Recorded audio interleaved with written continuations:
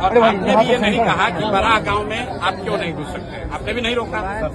जो नियम बड़ा गांव के लिए है वही नियम कल्याण बिघा के लिए भी है। ये अलग नियम का है, बता रहे हैं। मुझे कह दीजिए सर, कल्याण बिघा में हम क्यों नहीं जा सकते ये बता दीजिए, और कुछ नहीं। हमको लिख के दे दीजिए। आपकी बात का जवाब एज पर ला सर, ये एसेस करना हमारी ड्यूटी भी है, रिस्पॉन्सिबिलिटी भी है, और ये मेरा पावर भी है। ठीक है कि जो सुरक्षित कार्यक्रम आपने हमें घोषित दिया है, लिख करके भी दिया, जिसकी अनुमति भी प्रशासन ने दी है आपको, कि वो सही तरीके से संपन्न हो, आपका सही रूट जो है वो निर्धारित हो जी, और सुरक्षित जो है सारा कार्यक्रम हो सर। आप तो प्लीज आपके सहयोग के लिए धन्यवाद सर। बस किस कानून के तहत आप हमको कल्याण बिघा जाने के लिए रोक रहे हो, लिख के दे दीजिए। मैं क्या कह रहा हूँ, आप समझ लिख के दे दीजिए, यही समझ बात लीजिए, लिख के दीजिएगा ना। आपने फिर वहाँ क्यों लिखा था, फिर जैसे श्रम कल्याण में आपने परमिशन दिया। यह सभा है वहाँ, हाँ तो सभा है, तो आप वही करिए ना। तो क्या है आप पीछे जाएंगे, आप नहीं रोकने, रोक दीजिएगा, आप रोक दीजिएगा सर। मेरी बात आप हमको रोक दीजिएगा,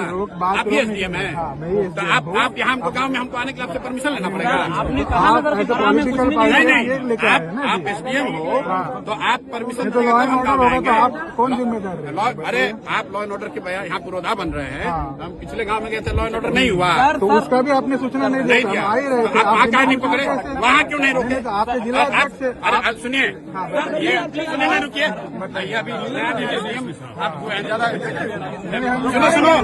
सुनिए, मुख्यमंत्री के जिला में एसडीएम हो गए हैं तो राजनेता मत हम नहीं बन रहे, मत बनिए, बन रहे हैं। मैं सुन रहा हूँ आपके बारे में। आप किस अधिकार के तहत हमको किसी गांव में जाने के लिए रोकना है वो लिख के दे दीजिए, लिख के दीजिए, आपका परमिशन लिख के दीजिए।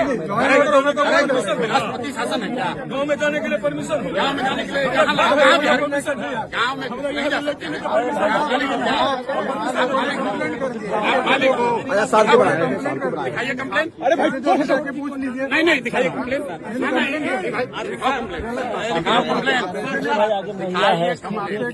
बिल्कुल मैं आपसे बहुत इज्जत से बात कर रहा हूँ, दिखाइए कंप्लेन। नहीं, अगर किसी गाँव वाले ने, देखिए मैं इतने देर से रुकनान से बात कर रहा हूँ, ये सुनो, रुकिए, माइक हटो।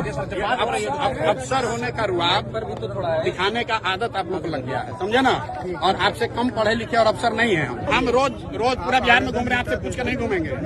अरे आप अभी आपको इतना नहीं पावर सरकार ने, संविधान ने दिया, क्या आप रोक दीजिएगा?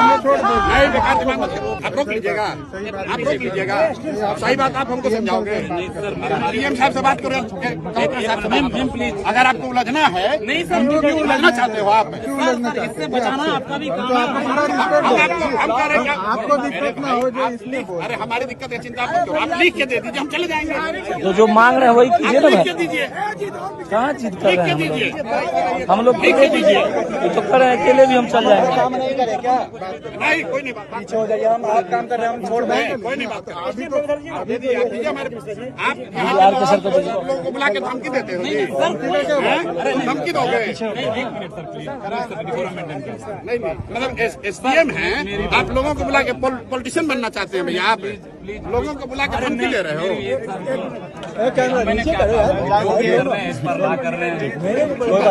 लॉ ब्रेक करने वाले लोग नहीं है, अरे मेरे भाई हम लोग लॉ ब्रेक करने वाले लोग नहीं है।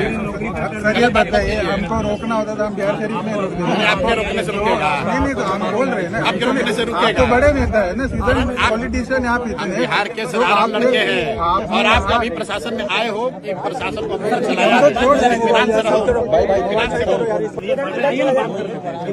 बात कर रही नहीं तो लिख के दे दीजिए, के दे दीजिए, लिख के दीजिए, जो भी लिख कर दो, लिख कर दो। आपको 6 महीने बाद हम ही लोग आ रहे हैं, लिख के दो, नौकरी चली जाएगी। लिख के दीजिए, कानून बात कर रहे हैं, लिख के दीजिए। तो आप नेता, हम थोड़ी कुछ ना, अरे भाई आप लिख के दीजिए, क्यों नहीं जा सकते? भैया किस कानून के तहत रोक रहे हैं?